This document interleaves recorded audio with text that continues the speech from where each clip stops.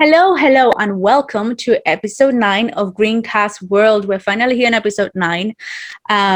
It's me, Jihan, as if you have heard us all this time, and Ana Celia. Ana Celia. Time definitely flies when you're having fun. And I think that's why I just really have a blast doing this podcast every week. Today, we want to talk about fashion, okay? But not about just any fashion. We want to talk about sustainable fashion. And I know what you're going to say. Oh, are you freaking kidding me? You also have sustainability when it comes to fashion. But yes, we do. But first of all, let's start with understanding what we mean by sustainable fashion. Yeah. You can still look fashionable. Yeah, you can still look pretty. It doesn't mean, we were just joking before, it doesn't mean that you have to be naked to be sustainable.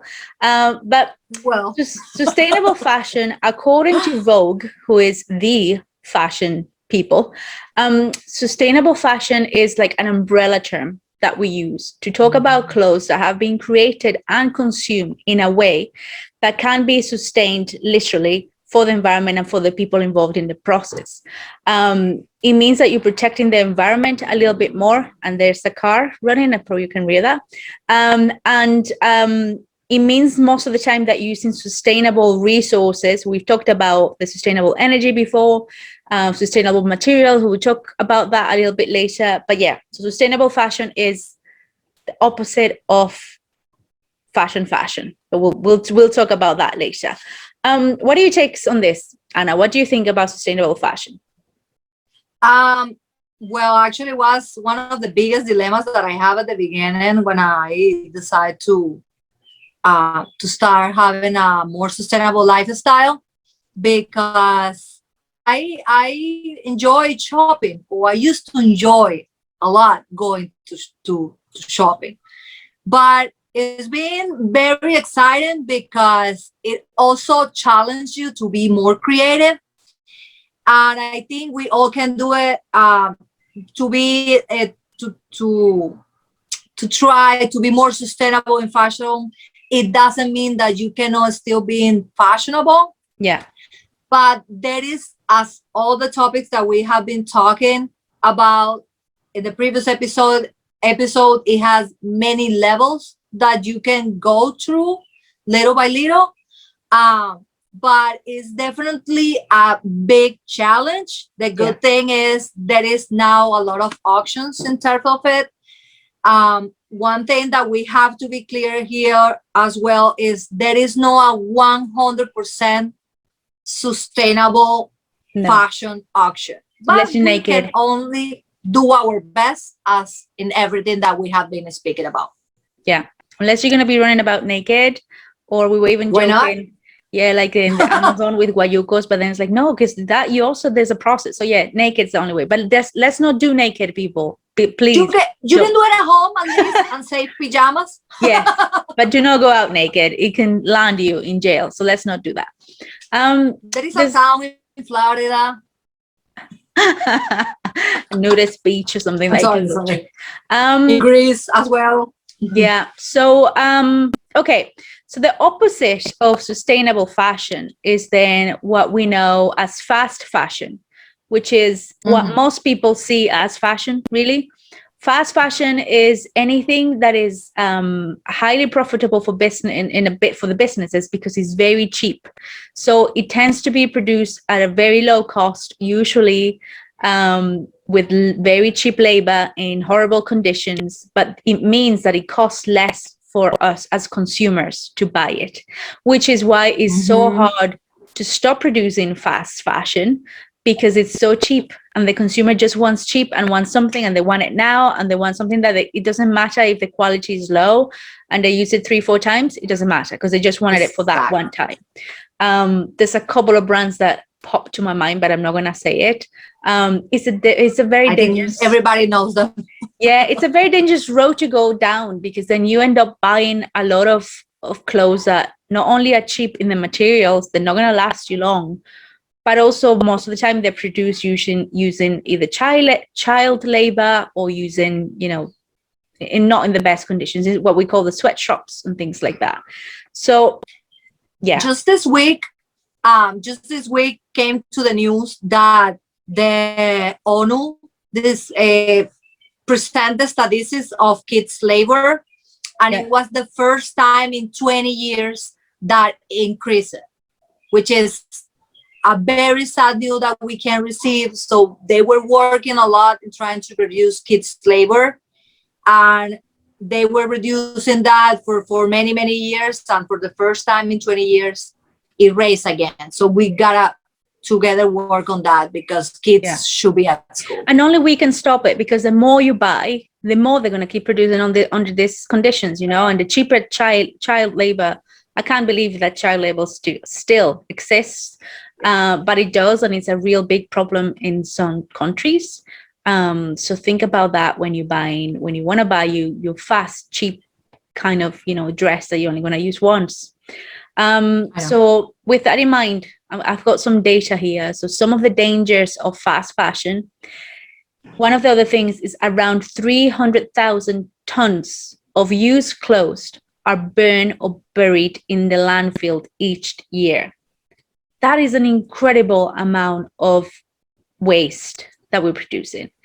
And that mostly is fast fashion. So you bought a t-shirt, you wore it twice, it broke. Oh, well, you put it in the bin. That goes to landfill or goes into burning, produces carbon dioxide. It produces green gas effect. So it's like a domino effect, really.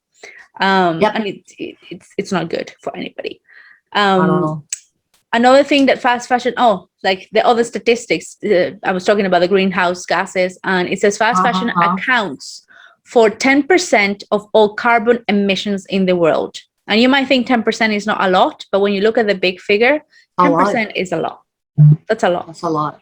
Yeah, that is. Especially because it's usually concentrated in certain areas. Yeah. If it will be equally distributed, it will be different, but more in certain areas, and it also affects the health of people that live in those areas. So it's actually the second most polluting industry in the world after oil, which is amazing. That is amazing.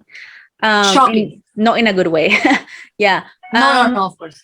And then the last thing is what we already mentioned, is the child labor in sweatshops. It's something that is really affected by fast fashion. So long story short, fast fashion, we know it can be tempting. We know it's ready, it's available, it's cheap, and you want it now, and you probably don't have too much money and you don't want to spend too much money on it. But overall, it's not good for the environment. It's not good for the people either. So I recommend you to have a look. I would say those statistics will surprise more people a few years before. But in 2013, if I'm not mistaken, when happened the tragedy in Bangladesh with a big factory, and it was a super big news everywhere, and people start being more aware of the situation, and many people open their eyes, including myself. That's the problem, though. We buy things and we don't know how they were made. Like, we don't know what conditions or the pollution that goes into the rivers, into the land. We don't know. We just buy it. We should be more conscious and do more research when we're buying brands. Yeah. Because this problem have come growing little by little. It doesn't come. These companies exist since a few years ago, but before those companies, there were also others that were doing kind of the same thing. So it has been building up. Yeah. And we are, again, as in other topics, getting to the point that if we don't do something radical now, we cannot step back. And fashion industry is not the exception. In the opposite side of fast fashion, we have the slow fashion, that is the one that we have to try to do, to kind of stop a little bit all this pushing marketing and pushing industry consumption. There is many, we are gonna go one by one, but there is many things that you can do to stop a little bit this aggressive way to consume. And as I said, the term is slow fashion, and it includes different strategies that you can do, and we want to make sure you follow us in each of one, because you gotta at the end go one by one. We cannot go on all of them, and as we mentioned before, it's difficult to put in practice all of them at the same Yeah. time. You gotta go with one and maybe ignore a little bit a part that is not 100% sustainable, or sacrifices to do another one. That is at the end what we are trying it's to about do. adapting. You start with small steps and find a way that works for you. I think every little helps. Like, we're not saying from overnight you're going to become in like 100% sustainable. I'm only going to buy natural fabrics. No, it's not going to happen like that. But every little impossible. thing, no, yeah, but every little tiny thing that you do can really help through, the whole big picture. I recommend starting people, because you already have things that you cannot just throw it away, because if you throw it away, the consequence will be the same. So it is a learning process. I think there's a big word about this podcast. Learning process, being patient, and the same and sustainable, and also to get used to, because you can start using different materials you don't used to use that often, or you will start using certain styles that maybe is not the last trend, it's just a classic trend, for example. So I don't know if you want to start already with mentioning the little ideas that are. Before we go there, though, I want to recommend people, if you're more interested in looking into slow fashion and the impact of fast fashion in the world, go have a look at the Ellen MacArthur Foundation. There's a lot of information. There's a lot that is being done by the fashion industry at the moment. Well, for those that are caring and want to actually make an impact. So if you want to find out more in-depth information and statistics and everything, go have a look at the Ellen MacArthur Foundation. And yes, let's talk about then little tips that we've got, or like things that we found that are a good way to get started into sustainable fashion. I'm going to start first because I have it right behind. If you're watching the video, you can see it. If not, you're just going to have to imagine it. But I sometimes buy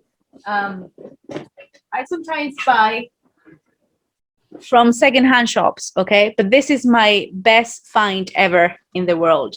It is 100% natural wool, and it's a big trench coat. It's very classic. It's very, very warm, especially if you live in the UK. And it cost me £6. Wow. £6 is less than $10. That's what it cost me. I bought it from a secondhand shop. So buying secondhand, I don't know, sometimes it's looked down because people think it's about status and about, I buy my things only new. But hey, there's nothing wrong about buying clothes that have been already used. Sometimes you use something twice, and then, you might as well just take it to a secondhand shop and someone can give it more life, or, So yeah, this is one of my favorites. When I was living in Texas, I worked as a volunteer at the I just forgot Goodwill? The name right now. Goodwill? It was a Goodwill store. Yeah, it was. And you get to see the amount of clothes that comes through. Sometimes it's crazy. Okay? I did it in a foundation for kids. Yeah. The same thing. We were like classifying different by ages and gender and stuff. It's crazy how much it comes clothes through. And stuff for kids. It's even worse, Jihan, because kids grow very fast. So they, even if they are trying to be conscious, it's inevitable. It's inevitable. With kids, it's harder. Yeah, with kids it's harder because you just have to keep buying clothes because they don't fit anymore. But go to Goodwill stores. Thrifting is something that is very trendy at the moment. To go thrifting, which is just to go to thrift stores and make fun and find your stuff. There's so many amazing things sometimes that you find in there. But you gotta pass a switch. You gotta pass a switch, definitely, because it's not the same when you said, okay, I'm gonna go to the store. I know I already saw a couple things that is a tendency right now, and they release a new collection, and you know what to expect. In a thrift store, you gotta go a little more open-minded and say, okay, let me see what treasure I find. Yeah, but sometimes if you know what you're looking for, I remember for Christmas, I was looking for, and it wasn't clothes, it was an object. I was looking for candle holder. Ah, And I knew what I wanted. I was like, I want either one made of crystal or made of metal. And I had it in my mind. I went to 3, I couldn't find anything. I went into the 4th place and I found them just right there, just waiting for me. And they cost me something like £2 each. That brand new would have cost wow. me way much more. So yeah, people, like either go to a thrift store, secondhand, or swap. You know, if you have a bunch of That's the friends, best. yeah, if you got a bunch of friends, you can do some clothes swapping. Obviously, you all have to be kind of the same size, but that also works. You know, you can do that. There's many apps as well now where you can do that with total strangers. But if you don't feel comfortable doing it with strangers, do it with I some have friends. a better idea.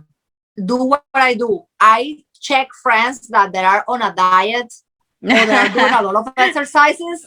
Yeah.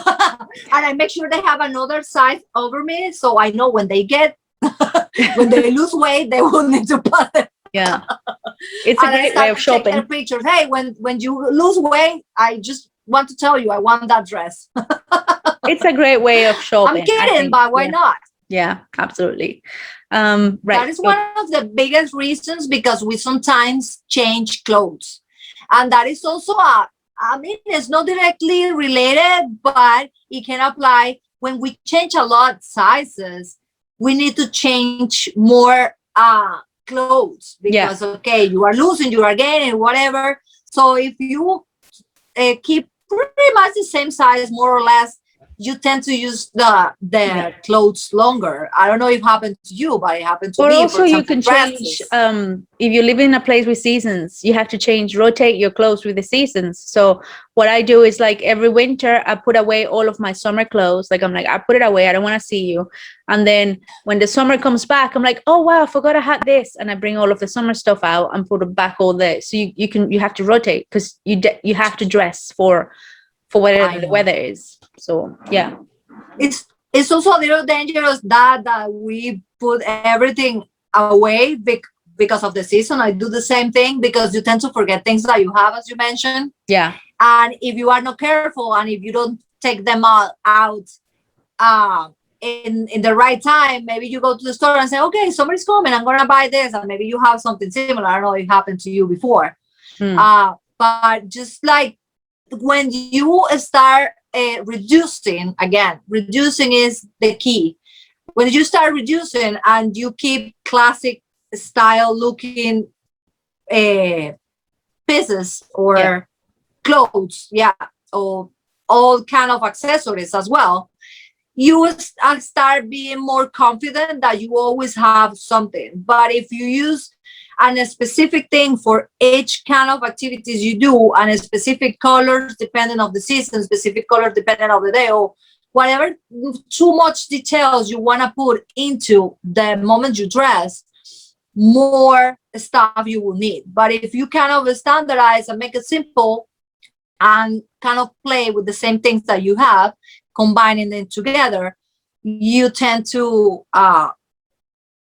go faster with the thinking or the designing of your outfit. And also you start feeling that you need less, because you know less. One thing, you can combine it with so many others. That is it. Well, at least I'm always talking about from my experience. That's the way I feel. I when I go here in the US, I bought so many jackets because I couldn't handle myself dressing every day a black jacket. So I felt that I needed a black, a brown, a beige, a more vibrant color. So at the end, I was like storing like 5 or 6 jackets. But hey, sometimes it has accessories that 2-3 years later it starts to fill up.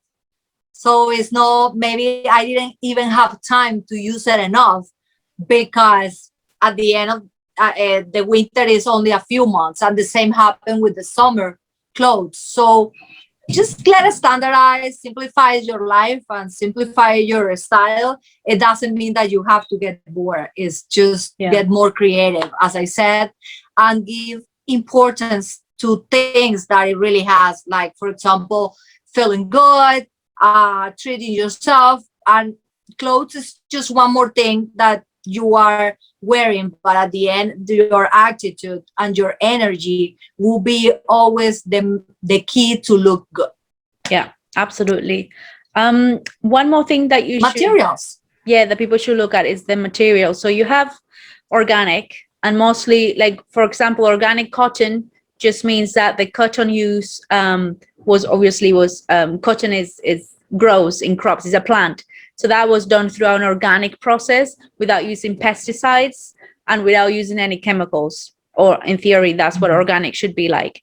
Then you also have recycled, which sometimes is great, but some other times be careful, especially when they're using, for example, I saw the other day a new brand was using bits of recycled plastic to make swimming suits.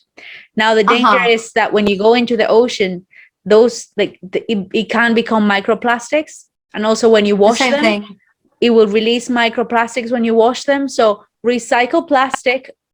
And not only that, Jihan, the process to transform those plastic bottles into something else is a process that demands a lot of carbon footprint. So be wary. I mean, I'm not saying don't buy recycled plastic clothing, but do your homework before you do, and make sure that whatever. Careful, because a lot of greenwashing. A lot of greenwashing. For example, that is a good example of greenwashing.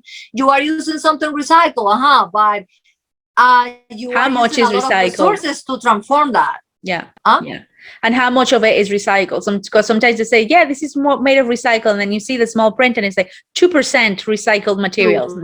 Well, that happened a lot. I think I told you with shoes. There are some brands that are doing an amazing job, but there is some that are doing a lot, and they already took the sustainable trend and the recycling materials journey as part of there. But there is some brands that are doing that in just two products in a very small percent, and they're doing a lot of advertising. So you gotta be careful. Also, in terms of accessories, especially bags, there is a lot of companies doing bags using plants, which is amazing. But there is a kind of war right now between many brands trying to do something fashionable with different plants. And in those cases, I would say quality will be the key. Even if it's not the most sustainable material ever, if it's a good bag, you can keep it for years, and you can even pass it to somebody close to you. But even if it's made with a special material recycled from a plant, whatever, but it doesn't last that much, you need to throw it away. And we don't even know if that material is recyclable. So I've seen some amazing I've seen leather made from pineapple, which I think is amazing. But do your research, because I've seen that, but I haven't researched, for example, the process that it goes into doing it, and are they polluted? There's so many variables, so it really depends on what you want to concentrate. They are doing it a lot to be vegan. I would say that is mostly the inspiration of those brands that are doing leather with mixed materials. There are, as we said in previous episode, it's difficult to get the balance when you are trying to protect animals, you're trying to protect the environment, you are trying to protect yourself. So everything is trying something, and it's difficult to find something that accumulates all the requirements. At least people have options, though. You have options, like, if you don't want to, if you don't want leather, like I never buy real leather, which in Latin America is like, oh, you need real leather, otherwise it's not good enough. But I tend to go for the not real thing, just because it comes from cows, is the skin of the cow, and I was like, I don't want to do that. But it depends on what you're looking for. It depends on if you want something that's vegan, something is not. At least there's options out there right now for people to to pick what they want. So, and then the last thing we're gonna talk. Look for the fair trade staple science information. I would say this not only for the environment, also for all of us, protect the communities that doesn't have access to many resources. And do your part. Since Yeah. you So are fair spending trade, money, make sure that money goes to the right hands. fair trade for And those who there don't is, know, is when you are the money goes to smaller communities who are making the product sometimes by using the natural resources that they have around. It happens a lot with chocolate, with cacao, with coffee, but more and more are getting fair trade, and there's a stamp that you get, and you can know if it's fair trade or not. yes, we gotta be honest here. The things that are made with recyclable materials or with special letters or all of that, I know it tends to be more expensive. Yeah. So again, we want to invite you to open a little bit your mind about the idea to swap clothes with your friends, with your family, and open to the idea to do a second hand. We want to emphasize of this because it is probably at this point the most viable financially wise, energy wise, because also the majority of these thrift shops tends to be ONG that also donates Yeah. to different kind of organizations. So it's a win-win. Absolutely. And if you're going to do a swap party. And by swapping, we don't mean swap your partners. We mean swap your clothes or whatever you have that you want to get swapping. But, it can be a great opportunity. It could be great to get together with some friends and let's do a swap party. And what you're going to bring, it could work. It could work. I can probably do that now that the COVID restrictions are going exactly. Yes, away. COVID permitting. Yeah. And there's a lot of information out there about the sustainable materials if you want to have a look, because we could be here for days if we were to talk about using hemp and using natural things like silk and wool, and as we said before, leather, and it's up to you if you want to use some of this because they're not vegan friendly, or if you want to use them because they tend to last longer. So there's a lot of what ifs. It all comes down to what works for you and doing your research to find out what it is that you want. But there is no such thing as being 100% sustainable when it comes to fashion specifically. So just keep that in mind. And I think that's the end of the episode. One more thing we're going to talk about is, because we haven't done it in the other episodes, is the tip from the grandma, del tip de la abuela. Which we forgot the episode before, so we have accumulated some. But anyway, let's talk about the one that is related to this right now, which is, I think we touched on the subject before. You touched on the subject, yes, which is in the second episode we said something similar, I think. It's about using classic pieces when you can, when it comes to clothing. As we said before, if you don't have a wardrobe that is like massive with 100 things to do with 100 details, but if you keep classics like a black blazer, for example, or like a little black dress, if you have a white bag, the same thing with the bag, a classic bag, then at least you don't have to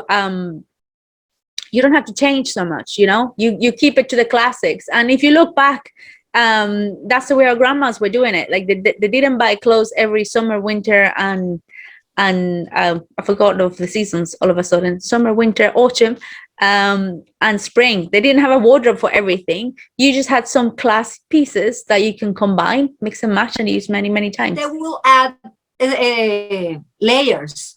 Yes, that too. The same on the bottom, and layers that you can play with it in so many outfits. Yeah, absolutely. So that is my tip from grandma's tip. I don't know if you have otro tip de la abuela, or is that we're done?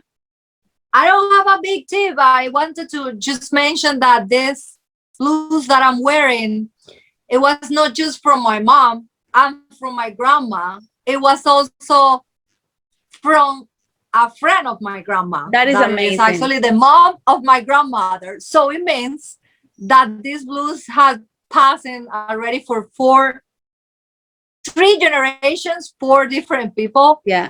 And still, it's maybe something that I won't wear every day, but I would do it in a special occasion. And it's something that also makes me feel proud of. And I can go to the store and buy something maybe similar, maybe even where that looks more modern, but I feel comfortable with it.